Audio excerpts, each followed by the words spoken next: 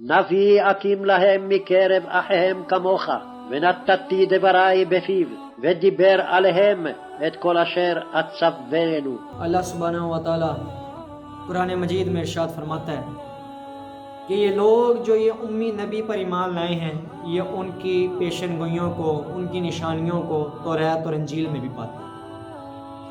اللہ سبحانہ و تعالیٰ نے یہ وعدہ کیا تھا ہم سے، اور ہم اہل ایمان ہیں، ہم نبی علیہ السلام پر ایمان لائے ہیں، تو وہ کیا پیشن گوئیاں توریت اور انجیل میں، پچھلے صحائف میں، جو اللہ سبحانہ و تعالیٰ نے جن کی طرف اشارہ کیا ہے۔ توریت میں پہلے تو توریت سمجھ لیں، توریت کیا ہے؟ توریت وہ کتاب ہے جو حضرت موسیٰ علیہ السلام پہ نازل ہوئی، وہ وحی جو حضرت موسیٰ علیہ السلام پہ نازل ہوئی۔ لوگوں نے اس کو لکھا، اور ہم جانتے ہیں کہ انہوں نے اس میں تبدیلیاں کی، ہم سب اس بات کو جانتے ہیں، اور اس کے بہت سے ثبوت موجود ہیں۔ توریت میں ڈیٹرونمی باب نمبر 18 اور ورس نمبر 18 میں لکھا ہوا ہے، میں ان کے بھائیوں میں سے ہی ایک نبی اٹھاؤں گا، اور میں اپنے الفاظ اس کے منہ میں ڈالوں گا، اور وہ وہی کرے گا، وہ وہی کہے گا جو میں نے کہا ہوگا، جو میرا حکم ہوگا، اور جو کوئی میری ان باتوں کو، جن کو وہ میرا نام لے کر کہے گا، نہ سنے تو ان سے حساب لوں گا۔ جو اس نبی پر ایمان نہیں لاتا میں ان سے حساب لوں گا۔ آگے اسی میں فرمایا کہ جو اگر یہ نبی اپنی طرف سے کوئی بات کرے ہم پہ کھڑے تو ہم اس کو قتل کر دیں گے۔ توریت کے یہ جملے پڑھ کے مسلمان، یہودی اور عیسائی تینوں کے ذہنوں میں ایک ایک نبی کا تصور آتا ہے۔ یہودی حضرت یوشع علیہ السلام کو نبی مانتے ہیں، عیسیٰ علیہ السلام۔ عیسائی حضرت مسیح عیسیٰ ابن مریم علیہ السلام کو، اور مسلمان محمد صلی اللہ علیہ وسلم۔ اب آخر ایسی کیا وجہ ہے کہ ہم مسلمان اس پیشن گوئی کو حضرت یوشع علیہ السلام اور حضرت عیسیٰ علیہ السلام پہ فٹ نہیں کرتے؟ کیا وہ نبی نہیں تھے؟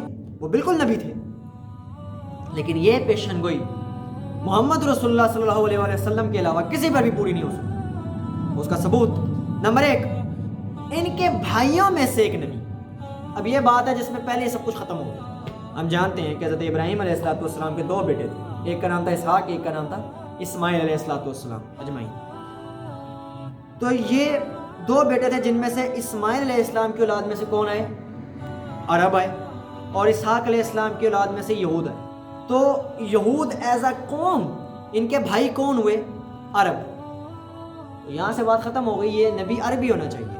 یہاں پہ حضرت یوشع اور حضرت عیسیٰ علیہ السلام دونوں ہی نہیں ہو سکتے، کیونکہ وہ دونوں کیا تھے؟ وہ اجمی تھے، وہ یہود میں سے تھے۔ لیکن پھر بھی اس بات کو تھوڑا اور واضح کرنے کے لیے آگے دیکھتے ہیں کہ آپ کی مانند حضرت موسیٰ علیہ السلام کی مانند نبی یوشع علیہ السلام ہو ہی نہیں سکتے، کیونکہ یوشع علیہ السلام صرف نبی تھے، رسول نہیں تھے، جبکہ موسیٰ علیہ السلام رسول تھے، وہ ہو ہی نہیں سکتے حضرت یوشع علیہ السلام۔ اس پیشن گوئی کے اس حصے میں وہ آ ہی نہیں سکتے۔ حضرت عیسیٰ علیہ السلام تو وہ بھی نہیں ہو سکتے۔ اس کی وجہ کیا ہے؟ کافی ایسی چیزیں ہیں جو حضرت موسیٰ علیہ السلام اور رسول اللہ صلی اللہ علیہ وآلہ وسلم میں پائی جاتی ہیں، لیکن حضرت عیسیٰ میں نہیں پائی جاتی۔ نمبر 1، ماں باپ کے ساتھ پیدا ہونا۔ یہ دونوں نبی، ان کے ماں باپ تھے، جبکہ حضرت عیسیٰ علیہ السلام کی ماں تو تھی، باپ نہیں۔ شادی شدہ اور صاحب اولاد، حضرت عیسیٰ علیہ السلام نے نہ تو شادی کی اور نہ ہی صاحب اولاد ہوئے، جبکہ حضرت موسیٰ علیہ السلام کی بیوی بھی تھی، ان کی اولاد بھی تھی، حضرت محمد صلی اللہ علیہ وسلم کی بیوی اور اولاد دونوں تھی۔ شریعت سیاسی طور پہ لے کے آئے، حضرت عیسیٰ علیہ السلام نے ایسا کچھ نہیں کیا۔ آپ نے فرمایا کہ میری سلطنت اس دنیا کی نہیں ہے، انجیل میں، تو انہوں نے تو کوئی سلطنت قائم نہیں کی، جبکہ حضرت موسیٰ علیہ السلام نے اور محمد صلی اللہ علیہ وسلم نے سیاسی طور پر شریعت کو لاگو کیا۔ ان دونوں نے شریعت کے لیے قتل و غارت بھی کی، جنگیں بھی کی، جبکہ حضرت عیسیٰ علیہ السلام نے ایسا نہیں کیا۔ آپ نے فرمایا انجیل کے مطابق، ہمارا نہیں، انجیل کے مطابق، کہ جو تلوار اٹھائے گا وہ اسی سے مرے گا، اور آپ نے فرمایا کہ میرا کنگڈم، میری سلطنت اس دنیا کی نہیں ہے۔ تو آپ نے جنگیں کی نہیں، آپ نے لڑائیاں کی نہیں، جبکہ حضرت موسیٰ علیہ السلام نے بھی لڑائیاں کی ہیں، حضرت محمد صلی اللہ علیہ وسلم نے بھی لڑائیاں کی ہیں۔ زنا کی سزا ایک ہی تھی، جبکہ ایسا حضرت عیسیٰ علیہ السلام کے معاملے میں نہیں ہوا، انہوں نے زنا کی سزا نہیں دی کسی کو، جبکہ حضرت موسیٰ علیہ السلام نے اور رسول اللہ صلی اللہ علیہ وسلم نے دونوں نے زنا کی سزا دی۔ قتل کی سزا، قتل یہ بھی دی، حضرت عیسیٰ علیہ السلام نے نہیں دی۔ سود کو حرام قرار دیا، جبکہ اگر ویسے گوسپلز اٹھا کے دیکھیں عیسائیوں کے مطابق تو ہر گناہ جائز ہے اگر آپ حضرت مسیح کے اوپر ایمان لے کے آتے ہیں۔ بستر اور وفات پانا، دونوں انبیاء اپنے اپنے طبعی وفات کے ساتھ اس دنیا سے گئے ہیں، جبکہ حضرت عیسیٰ علیہ السلام آج بھی زندہ ہیں اور عیسائیوں کے مطابق وہ صلیب چڑھے تھے، نعوذ باللہ، تو وہ ایک قتل ہے، تو ایک شہادت کی موت ہے، وہ پھر بھی طبعی وفات نہیں ہے۔ موسیٰ علیہ السلام بھی دفن ہوئے، رسول اللہ بھی دفن ہوئے، جہاں وفات پائی وہیں دفن ہو گئے۔ حضرت عیسیٰ علیہ السلام آج بھی زندہ ہیں۔ دین کی خاطر ہجرت بھی کی دونوں نے، حضرت عیسیٰ علیہ السلام نے ہجرت نہیں کی۔ موسیٰ علیہ السلام نے بنی اسرائیل کو فرعون سے نجات دلائی، اور رسول اللہ نے ارشاد فرمایا کہ میری امت کا فرعون ابو جہل ہے۔ رسول اللہ نے اپنی امت سے ابو جہل سے نجات عطا فرمائی۔ اللہ سبحانہ و تعالیٰ نے قرآن مجید میں ارشاد فرمایا، بلا شبہ ہم نے تمہاری طرف ایک پیغام پہنچانے والا بھیجا جو تم پر گواہی دینے والا، جس طرح ہم نے فرعون کی طرف ایک پیغام پہنچانے والا بھیجا۔ تو یہ ساری جو چیزیں ہیں، مشترک خصوصیات جو ہیں، یہ حضرت موسیٰ علیہ السلام اور محمد صلی اللہ علیہ وآلہ وسلم میں پائی جا رہی ہیں، حضرت یوشع میں اور حضرت عیسیٰ علیہ السلام اجمعین میں نہیں پائی جا رہی۔ اگلی بات، اپنا کلام اس کے منہ میں ڈالنا، وہ وہی کہے گا جو میں کہوں گا، جبکہ حضرت یوشع علیہ السلام کے پاس کوئی کتاب نہیں، ان پہ کوئی کتاب نازل نہیں ہوئی۔ حضرت عیسیٰ علیہ السلام وہ تو خود کہتے ہیں عیسائی کہ وہی خدا ہیں، تو ان کے منہ میں کلام کے ڈالنا، وہ تو خدا ہیں، وہ تو سرے سے نعوذ باللہ ان کے نزدیک۔ اگر ہم دیکھیں تو قرآن مجید میں ایک آیت ہے، یہ نبی کلام نہیں کرتا اپنی مرضی سے، اپنی خواہش سے، مگر جو ہم ان کی طرف وہی کرتے ہیں۔ یعنی کتاب مقدس قرآن مجید کے اندر جتنی باتیں ہیں، یہ اللہ کے نبی نے خود سے نہیں گھڑی، بلکہ اللہ سبحانہ و تعالیٰ نے وہی کی ہے۔ تو یہ الفاظ میچ کر رہے ہیں، بالکل اس پیشن گوئی سے میچ کر رہے ہیں۔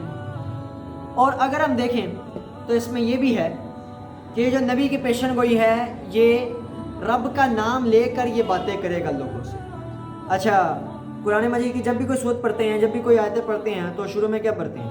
بسم اللہ۔ یہ کس نے سکھایا؟ رسول اللہ صلی اللہ علیہ وسلم نے۔ تو وہ جب بھی قرآن پڑھتے تھے، اللہ کا نام لے کر قرآن پڑھتے تھے، لوگوں پر پڑھاتے تھے۔ اور قرآن کا جو پہلی سورت تھی قرآن مجید کی، وہ تھی سورہ علق، اور سورہ علق کے شروع میں بھی کیا ہے؟ اقرا، پڑھیے۔ تو یہ حصہ بھی انہی پر پورا ہو سکتا ہے، یہ کسی اور نبی پر پورا نہیں ہو سکتا۔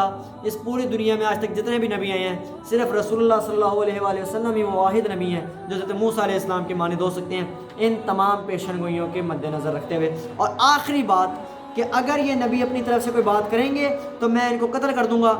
قرآن میں سورہ حاقہ میں سیم یہ بات آئی ہے کہ اگر یہ نبی اپنی طرف سے کوئی بات گھڑ لیں تو ہم ان کا دایاں ہاتھ پکڑ کے ان کی شارک کاٹ دیں گے۔ تو سیم وہی باتیں جو توریت میں تھیں، وہی سیم قرآن کے اندر ہیں۔ یہ پیشن گوئی اور کسی کے بارے میں نہیں ہو سکتی سوائے رسول اللہ صلی اللہ علیہ وآلہ وسلم کی۔ میں ان کے لیے انہی کے بھائیوں میں سے تیری مانند ایک نبی برپا کروں گا، اور اپنا کلام اس کے منہ میں ڈالوں گا، اور جو کچھ میں اسے حکم دوں گا وہی وہ ان سے کہے گا۔